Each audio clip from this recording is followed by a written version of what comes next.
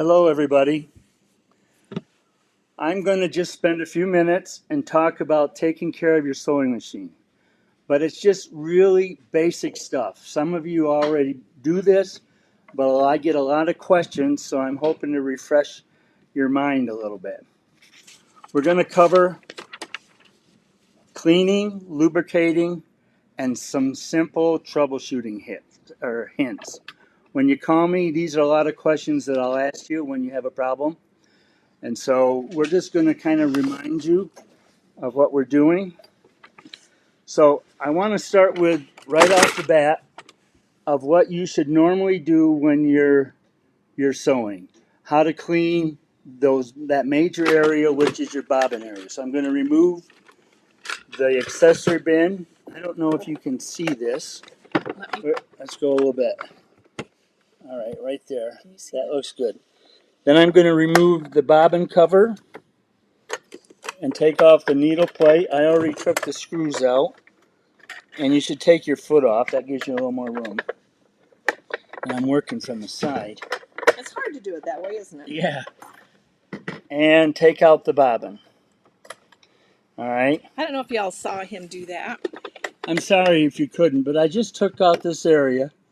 Has your needle plate.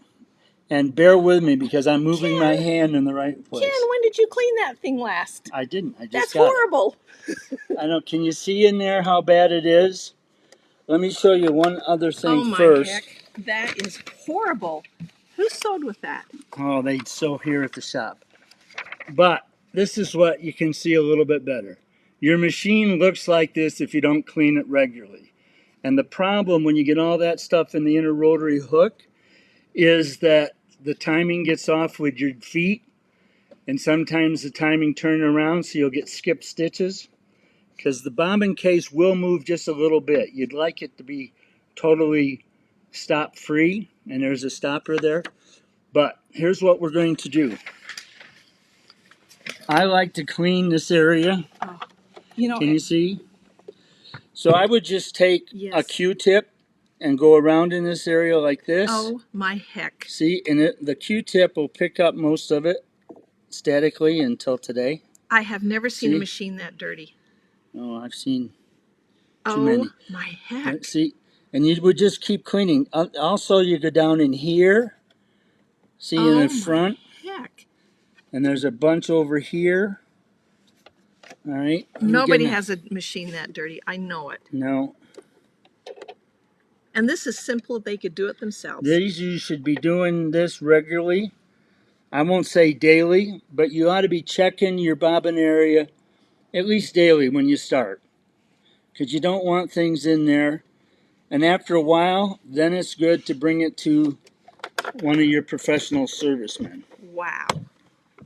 Now, so you're a serviceman, is that right? I'm a repair technician, whatever you want to call me. Now, I want to show you when you're cleaning your machine to check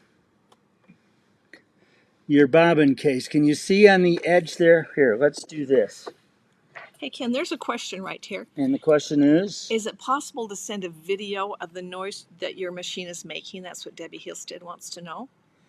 You can send it, but sometimes it just doesn't do it justice. Doesn't do it justice. But sometimes I'll listen to them when they call in, have them put their phone next to it. Sometimes I can discern what's going on and tell them what they need to do or whether they need to bring it into their repair person. Now, if you look here, let's raise this up. I'll keep it on my shirt. See, there's a little nick right here. I don't know if you can see it. It happens when maybe you break a needle or you pull on the fabric a little bit, it chips it off. When you have a nick in your bobbin, it will fray your thread. And break it all the time. And it may break it. Sometimes it misses that area because it's looping around. All right, but it's not a good thing to have, especially when you're into a major part of your project. Let me show you one more. I already had it out. Okay, look at this. And I've had worse than this one. But this one is pretty bad. Can you see? You should have a point up here to wrap the thread around the bobbin thread, and this one's chipped Oh. there. Oh, right up here. See that little chip there? But look at this point. It's completely gone. And that'll break your thread every time. So change it, and you can see, I don't know if you can see, but she's hit this bobbin, or he hit this bobbin 3 or 4 times right here. And when it's back here, my guess is you're pulling the thread. You're not letting the feed dogs feed it. So check your bobbin regularly. Okay. Good information, Ken. I like it. Now, I'm talking pretty much about baby lock today, only because we're a baby lock dealer. We do Janome, and I do service brother that we're here. But I got some bobbins. We have what we call a green dot bobbin, and that's just our term for it. But the way to know, when you look at your bobbin, there's a little bit of green. Let's see, you got to turn it this way. On that screw right there. See that screw right there? That's Loctite, where the manufacturer sets, I got to work opposite. They set the tension. So with baby lock and you got green Loctite, you never have to do anything with the bobbin but put it in. Sorry. All right. Now, we do have a bobbin in baby lock we call the purple dot.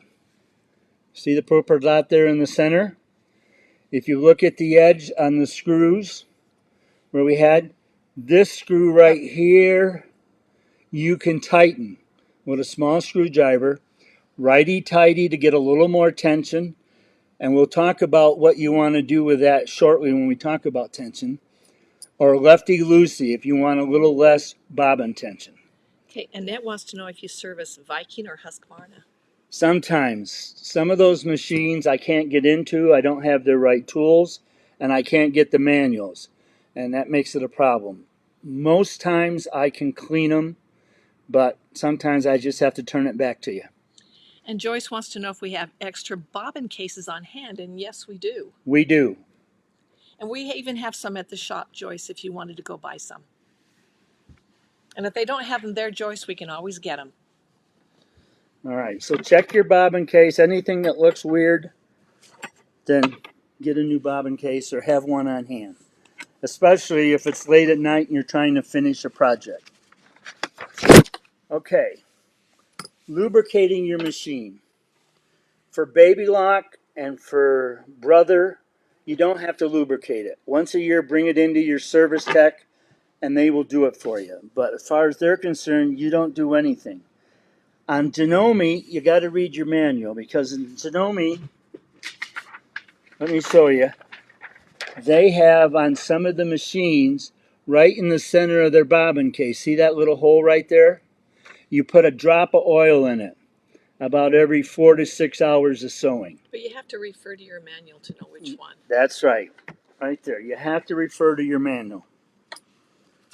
Now, the oil you should use is a light machine oil. This is the one we use from So Right. It's almost clear, but it should be a very light color. Maybe I'm colorblind, but a light brown or something like that. All right? And so just put a drop, never more than a drop. If you have to oil your machine, find the places. Janome has a habit, or not a habit, their design puts a felt washer down by their bushings, and you soak that when you do it. That's why you don't have to do any more sewing, because it stays in there for a whole year. When it comes in to repair, I take care of it. Guess what this is? Guess what this is? It's the Barbie and Ken show. Oh, so cute. That's about all you have to do for cleaning. Anything more than that, you really need to take it to your service tech. Now, one thing I want you to know, troubleshooting techniques you can get just by remembering TNT. T, the first T is thread, N stands for needle, T for tension. Most of you always, when you have a problem, think it's a tension problem. But what you probably didn't realize, here we're making an adjustment. We are. Okay, up, turn it, this will be better right here. That way I see it. Okay, I hope you guys can see that. 85% of all problems that you have with quality of stitching and things are just the thread and the needle. So I'm going to spend a little bit of time talking about thread, needle, and then tension. All right. Do you service featherweights, Ken? We can. We can't get parts for a featherweight, but if they need to be cleaned, we can clean them. Okay, Kathy makes a really good point that a few weeks ago we even sold those little vacuums for your machine. And I have Yes. one and I love it. Yes, vacuums are good, but don't use canned air spray or canned air or an air compressor. But if you have a little vacuum, they work good. Where I was putting the Q-tip, just go around all those areas. It'd be somewhere you can't get enough airflow, so you might have to go in and wipe it out. Okay, how can you clean the thread out of the upper thread guides behind the machine cover? That's one of my favorite things to do. Just bring it to me. Kathy Kitchen said she flashes her machine with crochet thread. Is that a good idea? Yeah, that'll help. If you can pull it through, you can clean some of your tension discs. That's where the biggest problem is. When those discs up there close or you leave a piece of thread, you don't get the right tension. Using some floss through there will help, but many times you have to get in behind it, and you can't get behind the tension disc. And so I have to get the covers off and get in there. Okay, Roxanne wants to know, how can you get a needle tip out of your bobbin area when it breaks off? Well, if you see it, you can pick it up with tweezers. If you don't see it, then what you have to do is slowly turn your hand wheel and hear if you have any clicking going on, it's in the wrong place, shut it off and bring it in. If you don't hear some clicking, turn your speed all the way to low as it will go and turn it on and listen and slowly bring the speed up. If you don't hear anything, you're okay for a little bit, but still bring it in the very near future for your repairman to go find it. Okay, Alice wants to know, if your arm sticks on a baby lock, is there anything you can do to fix that other than taking it into you? What arm are you talking Well, about, she says Alice? cut arm, but I'm thinking maybe you're... Are you talking with a thread cutter? I'm sorry, I need Maybe her. Alice will let us know. Okay. Okay, Annette says changing the tension always makes her nervous. We'll talk about tension in a minute. Okay, well, let's go on. Okay. So, thread questions. When you're skipping stitches, or the thread is breaking, or the quality of stitch isn't right where you want, one of the first things to do is ask yourself, how old is my thread? Thread gets old, it gets brittle, it breaks easy just through normal operation.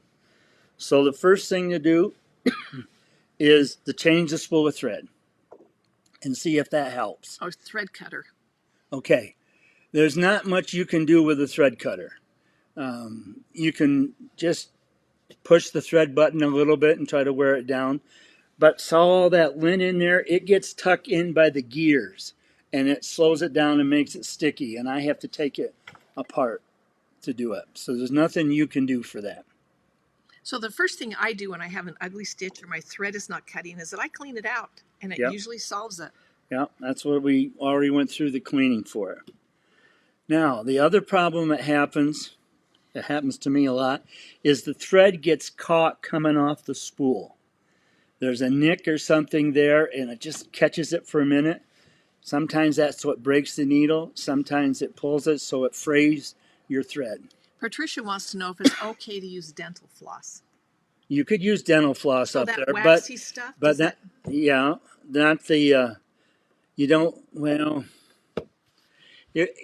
I would just use string with no coating on it. I don't want to get coating.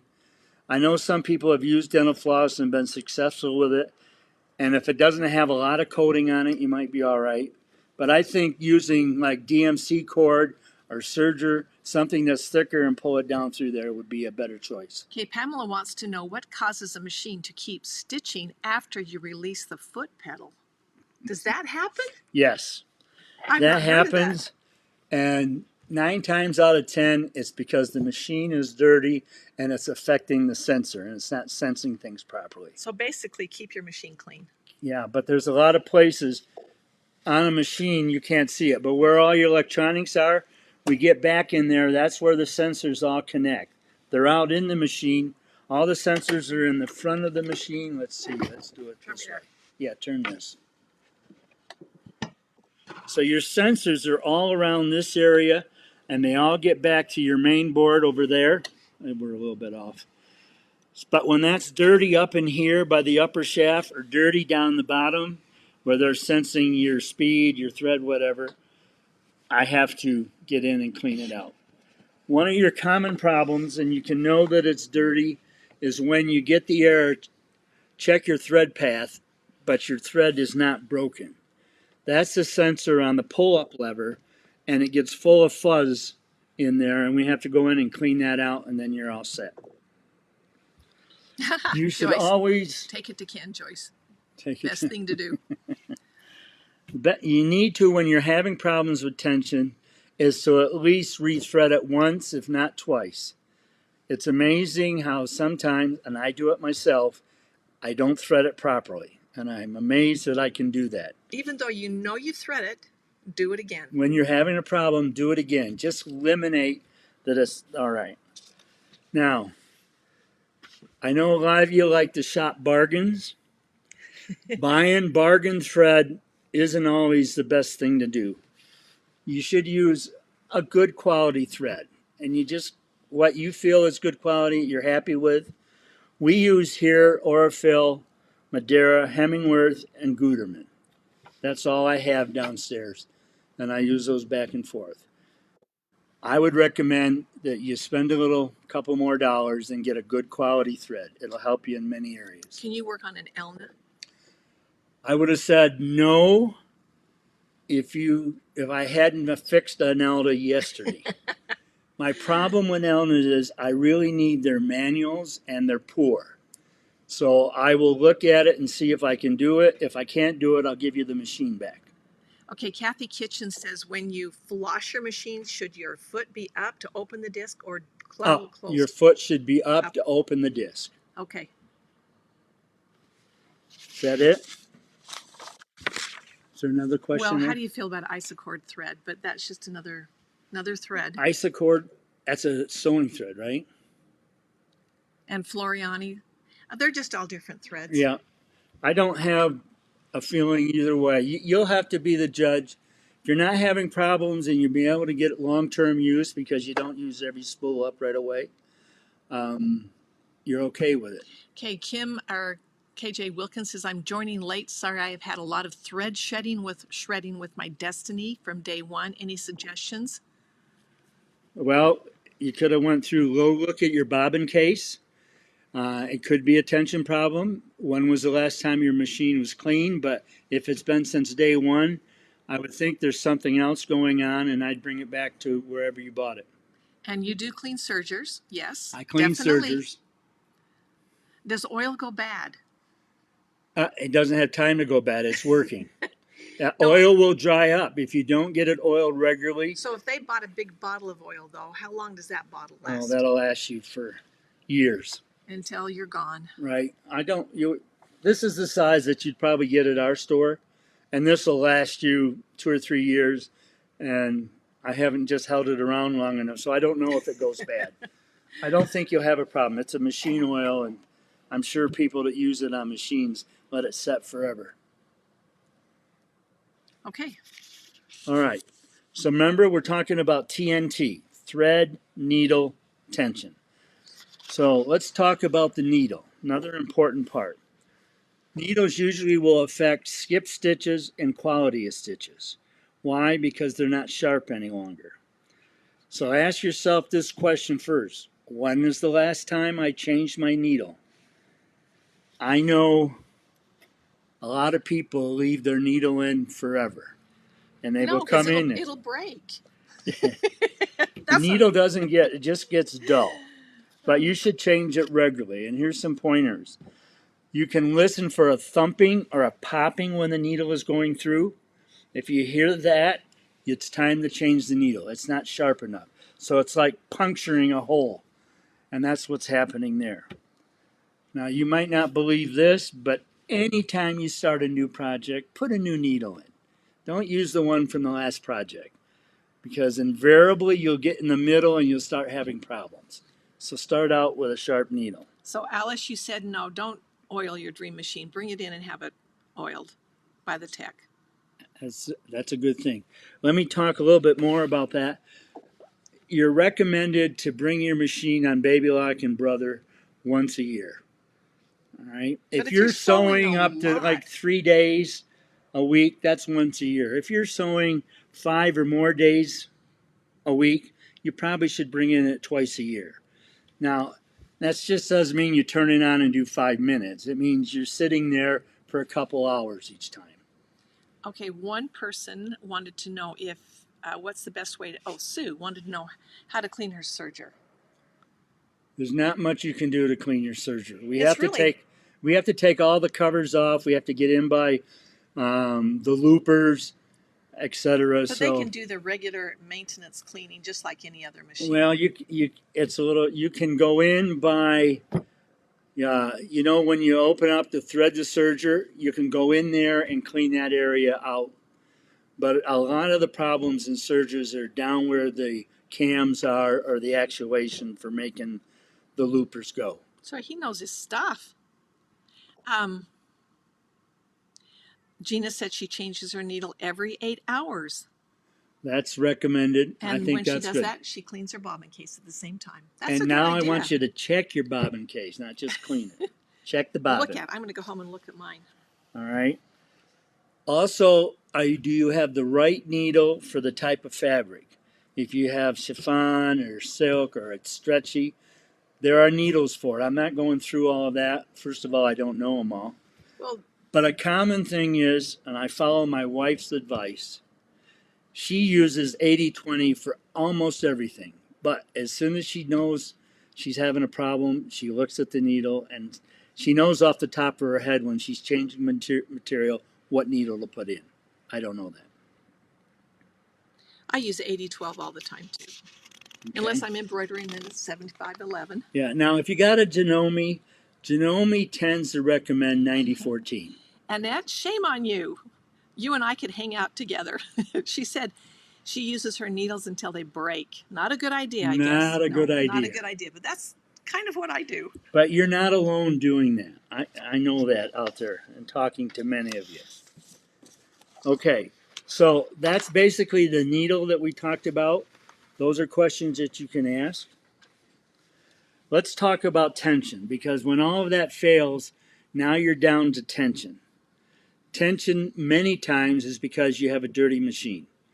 So if you can't do the couple of things that I'm going to talk to you about, then you need to bring your machine in to have it serviced.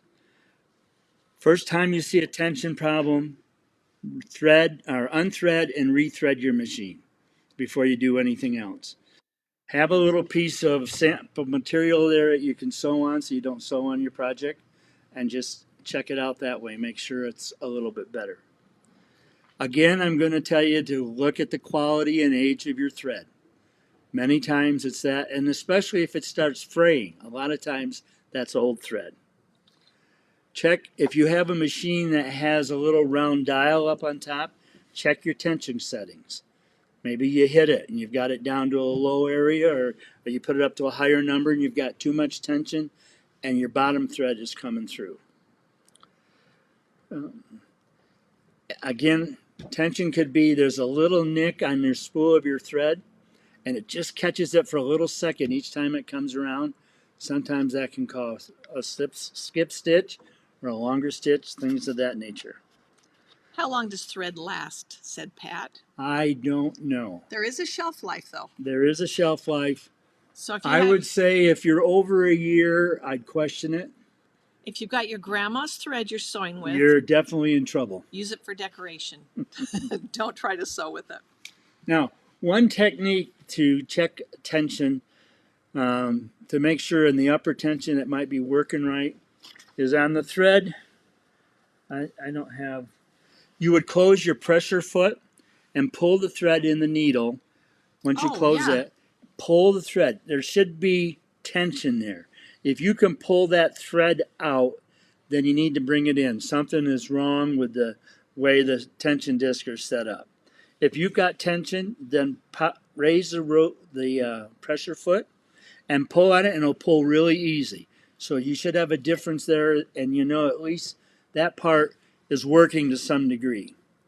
Now on the electronic machines for tension, you go into your sheets, and there's a tension button there. And so you can increase that top tension by pushing to go to a higher number, or if you've got need to go lower because you want to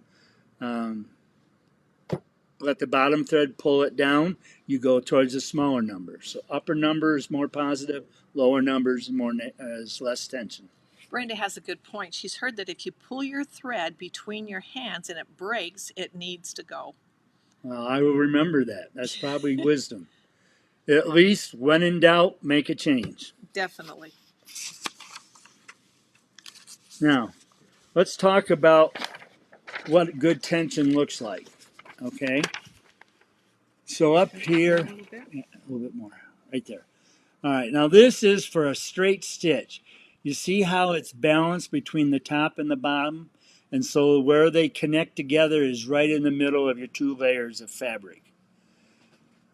That would be the perfect stitch. In reality, you can't get it right there. Sometimes to get it right there, it's so minute on changing it, you can't do it. So, what I do is I set it so the bottom thread I see the top thread towards the bottom thread. I over adjust that way. That way my top will always look good, and I'll just have a speck of the top thread on the bottom.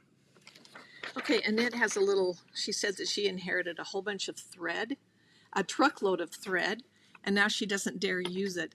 You know, if you think about it, you've got your fabric that you're making your quilt of. You don't want that thread to fall apart. You want that quilt to last forever. So I'd be careful about what thread I had. Absolutely. But you can use it, and if it works, great. It's and fine. It doesn't. But if it starts breaking, get rid of that spool, try a different one. And maybe not an heirloom piece that you plan on keeping forever and ever. I'd be careful about what project I used it in. I would probably still use it. It seems brittle. Or if it started giving me trouble, then I would change. I'm okay with that. I just need you to know that thread does get brittle and does lose its strength. How often do you need to have your long arm cleaned? Once a year? No, you don't have to have. You can go a couple years on your long arm. The biggest thing on the long arm is if you start having problems pulling up the bobbin thread to start with, or you get a skip stitch every once in a while. They're just going up and down, and so they can go a long time. Good way to use your extra spools of thread, Nancy. Make a wreath out of them. That's a great idea. I think I've seen those. Those are cute. Okay, let's talk about what you can do to check the tension on your system. Get a piece of old material so that you're going through two layers. Set your straight stitch up in the quilting or sewing mode, and set your stitch length for 2 to 3 millimeters. And then sew for about 4 to 6 inches, and then look at it. Remember, I showed you this picture over here. See whether you've got top thread going to the bottom or bottom thread coming to the top. What you don't want is a lot of bottom thread coming to the top. In fact, you don't want to see any. But on the bottom, you don't want to see a lot of the top thread coming to the bottom. So what you would do in the case of too much top thread on the bottom, you would increase your top tension a little bit. If you've got too much bottom thread coming to the top, then you want to lower your top tension. In the case of doing it with the bobbin, if you have an adjustable bobbin in, then if you got too much bobbin going to the top, you want more bobbin tension. If you don't have enough, you got too much top down there, then loosen it so the top can pull itself back up. All right? So that's the straight stitch. You also need to do the zigzag. So you would set your machine up for zigzag with, on Baby Lock, the normal width is 3.5 millimeters. That's fine. Then what you would do is sew off 4 to 6 inches, and look at the zigzag stitch. Now on zigzag stitches on any machine, you want the top thread seen on the bottom, bobbin, on the bottom of the fabric. So turn it over and you should see the top thread there. Now you don't want to see a lot. If it looks like it's too long, like a millimeter, then you need to change your tension and increase the top tension a little bit to pull it back. But not so far that you see the bobbin thread up on the top of the fabric. All right. I think it was Beth that wanted to know her automatic thread cutter is making a grinding noise and only cuts the thread sometimes. She said she cleans her bobbin case out every day. Good. I like the bobbin. When your threader is not cutting, there's 2 or 3 things that go on. If it's squeaking, then we need to oil the shaft inside the machine, and you can't do that. If it's not threading, on a baby lock and also on Janome and Brother, there's a hook that comes through the eye of the needle. That's out of adjustment in some way. Again, there's no way that you can really do that. Bring it in. What I do most times is I just replace the hook now. I used to try to adjust them, but it seemed like after 2 times when they were home, they had the same problem. So I usually put a new hook in. Okay. All right. This is just where we were before. Here, turn it down there.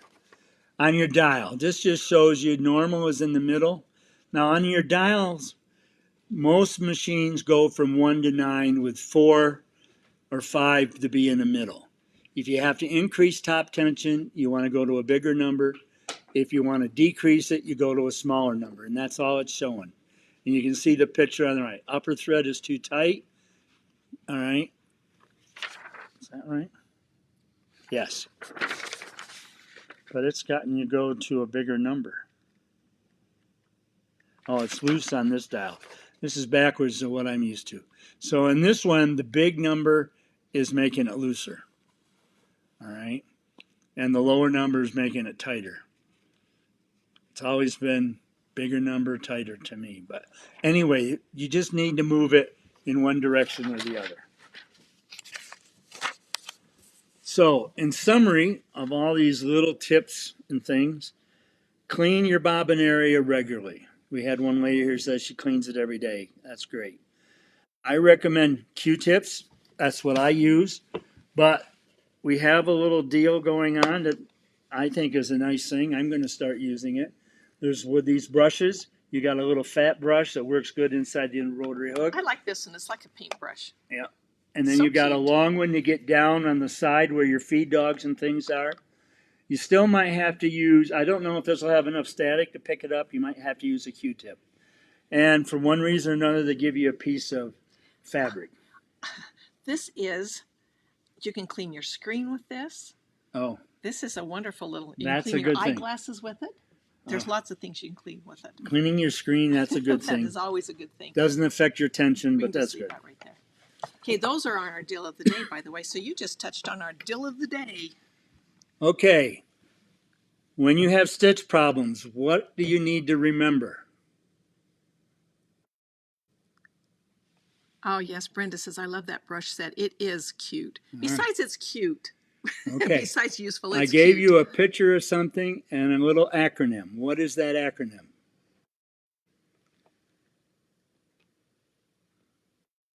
I'll answer that one question. Wait a minute. TNT. Alice got it. Thank you. There you go, Alice. You're Remember, fast on the draw. thread, needle, tension. Remember, Always in that order. Don't go out of order. they all got it. That's good. They were listening to you, Ken. All right. Okay. Not dynamite, Not TNT. TNT. And the quality of thread. You be the judge of what the quality of thread is. But if it's breaking a lot, it might be too old. It may just be brittle and you need to change it. Always, when you have a problem, rethread at least once. Check your tension with a straight stitch and a zigzag. And if you can't get them where you like it, then it's time to bring it into the repair person or your repair tech to take care of it. And make sure you get a light oil to put wherever you can oil it. Now, on those machines that you have to oil, you have to go to the owner's manual and find the spots where to put your oil. They might even tell you in some places to put 2 drops. So just read your manual and you should be all set. That's what I've got for this afternoon. Any other questions? You were going to revisit. Oh yeah, we need to go up to the top. I think it was she was asking. Oh, the one question I want to know. I'll tell you our cost. Our cost for cleaning of a sewing machine is $89. With an embroidery unit, it's $30 more. If you've got a long arm, it's $150. And if you got a 6 or a 10 needle embroidery machine, it's $250. I think those are pretty good prices. They are darn good prices. And the price on this today, because it's on Deal of the Day, I think it's so cute. And we don't have our green screen on. Should have some bricks right there for sure. It is normally $9.99. Our Deal of the Day is $7.99. And only while supplies last. We won't be ordering them in at that price again. So if that's something you want, so cute. Good gift too. You could give that away. Something I don't know is you need to have your embroidery unit clean.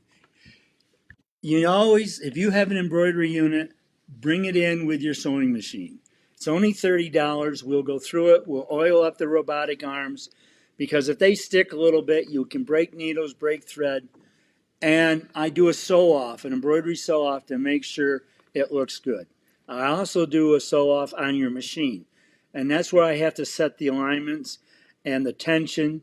The embroidery unit I have no control over. And so if I get those balanced, you get a machine back in good working order. What if your embroidery arm is squeaky? Your embroidery arm for a baby lock and a brother, and more than it would be for a Janome, it's cantilevered out there and it will squeak. If it gets to the point that it's bouncing and squeaking too much, we can replace that part in there. But inherently, because of the cantilever effect, it's probably going to squeak a little bit. Beth wants to know if you'll come to Missouri. Do you do house calls? She next time I'm in Branson. She'll cook if you clean. No, I don't normally do house calls, even here in Logan. Will you cover a little bit on the 10 needle maintenance? Or is that a totally different ballgame? Well, about all you can do is in the manual it tells you where you can oil a couple places. That's not too open. When I go to clean a 10 needle or a 6 needle, I have to remove all the covers to get to their oil points. So if you're having trouble there, you just need to bring it into your technician. Okay, if your hoop is getting hard to put in and out, where can you fix it? Can you fix that? Well, it depends what the problem is. If you're having trouble sliding it in, clean the hoop with a little bit of alcohol on that where it runs into your catch. That may help because it just slides in and there's sensors there based on the bumps on the hoop to know which hoop you have in. Other than that, you probably have to bring it in. You don't want to put oil on it or anything, but you can clean it with alcohol. It'll evaporate when you're done. There have been some great questions this afternoon. It's not